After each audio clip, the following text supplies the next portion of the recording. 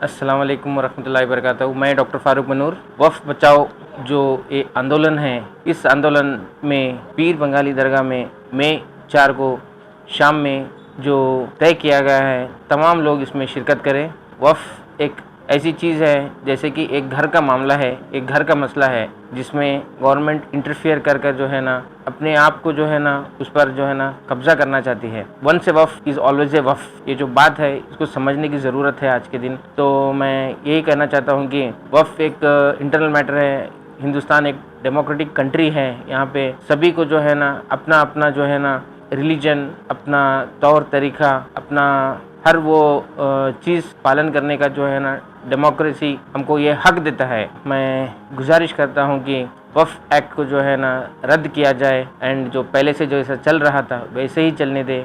And तमाम लोगों को प्रोटेस्ट में आने के लिए मैं इल्तिजा करता हूँ, क्योंकि ये कम से कम तर जो है ना हम इसके प्रोटेस्ट में इसमें शामिल होकर जो है ना हम अपने आप को जो है ना वफ़ बचाने में जो है ना अपनी शिरकत दे सकते हैं। तो मई 4 चलो पीर बंगाली। Thank you.